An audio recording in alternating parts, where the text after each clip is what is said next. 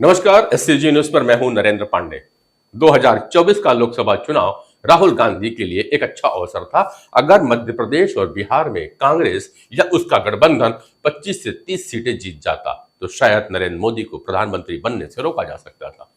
लोकसभा चुनावों के परिणाम ने कांग्रेस की चुनौतियों को बढ़ा दिया है। देश की जनता ने कांग्रेस को 99 सीटें दे करके यह भी बता दिया कि उसका कांग्रेस पे भरोसा अब भी कायम है। इंडिया ब्लॉक को मिली 234 सीटें सरकार बनाने वाली एनडीए की 292 सीटों में से महज 58 सीटें ही कम हैं। इस बार सत्ता और विपक्ष की ताकत बराबर की है।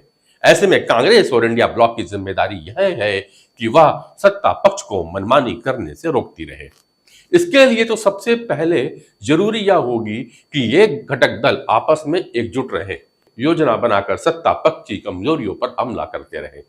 भाजपा को उत्तर प्रदेश में अति आत्मविश्वास ले डूबा, जिसकी वजह से पार्टी चुनाव मैनेजमेंट में चूक गई। उत्तर प्रदेश, मध्य प्रदेश और बिहार की सामाजिक संरचना करीब करीब एक जैसी है। इनके चुनावी मुद्दे भी कमोबेश उत्तर प्रदेश वाले ही थे।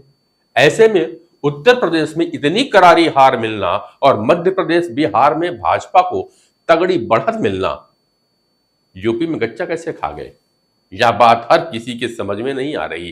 क्या भारतीय जनता पार्टी यूपी के मूड को पढ़ने में चूक गई? उत्तर प्रदेश के मुख्यमंत्री योगी आदित्यनाथ पर केंद्र सरकार का भरोसा कुछ ज्यादा ही हो गया था? या फिर कांग्रेस इंडिया ब्लॉक का सबसे बड़ा घटक दल है, ऐसे में उसकी जिम्मेदारी भी अधिक है। कांग्रेस की लोकसभा में चुनाव दर चुनाव सीटें कम होती जा रही, यह कांग्रेस के लिए चिंता का विषय है। कांग्रेस के ज्यादातर नेता राहुल गांधी पे ही निर्भर है। एक अकेले राहुल गांधी पूरी पार्टी की नैया कैसे पार लगा सकते हैं, यह भी एक बड़ा सवाल है। कांग्रेस ने अगर मध्य प्रदेश और बिहार में अच्छा प्रदर्शन किया होता, इसके साथ ही उत्तराखंड, दिल्ली और हिमाचल में भारतीय जनता पार्टी कुछ रोका होता, तो परिणाम कुछ दीगर होते। हिमाचल प्रदेश में कांग्रेस की सरकार रही है, इसके बाद भी एक सीट नहीं जीत पाई कांग्रेस। और कांग्रेस की दिक्कत यह है कि 1989 से लोकसभा चुनाव में कांग्रेस की संसद की सीटें लगातार कम होती चली जा रही है और कांग्रेस इस तथ्य को स्वीकार कर इस पर निदान तलाशने की जगह इसको ढकने का प्रयास करती रहती है।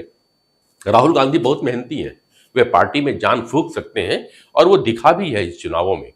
अपने दल की चुनौतियों से वो कैसे निपटेंगे, उनके सामने यह सबसे बड़ा सवाल है।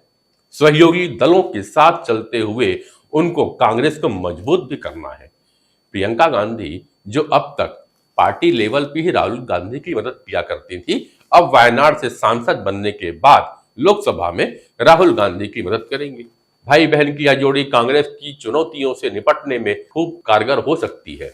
वैसे कांग्रेस की परेशानी यह है कि उनके कई नेता ना समय समय पर ऐसे काम करते रहते हैं जिनसे कांग्रेस की मुसीबत बढ़ जाती है। कई वरिष्ठ नेता इस कतार में शामिल हैं। कांग्रेस की दिक्कत यह भी है कि 1989 के लोकसभा चुनाव से कांग्रेस के संसद में सीटें लगातार कम हो रही है और कांग्रेस इसको कभी स्वीकार नहीं करती है। कांग्रेस को लगता है कि धर्मनिरपेक्षता के नाम पर उसे जनता बार बार जिताती रहेगी। सरकार में रहते पार्टी संगठन के लिए उसने कभी काम नहीं किया।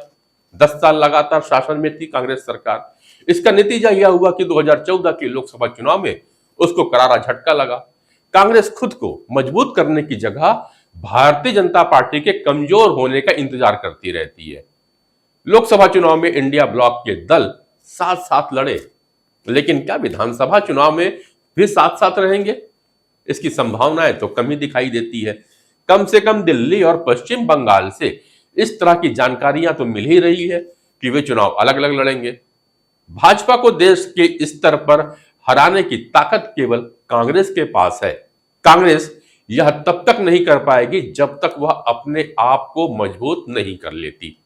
2024 के लोकसभा चुनाव परिणामों के उत्साह में कांग्रेस इस कदर डूब गई है कि उसे लग रहा है कि लक्ष्य हासिल तो हो ही गया है। नरेंद्र मोदी 400 सीट नहीं ले पाए हैं, इतना ही बहुत है। कांग्रेस का लक्ष्य नरेंद्र मोदी की 400 सीटों को रोकने से अधिक अपनी 272 की सीट लाने पे होना चाहिए था। कांग्रेस की सबसे बड़ी चुनौती यही है कि वह अपने लक्ष्य तक पहुंचेगी कैसे।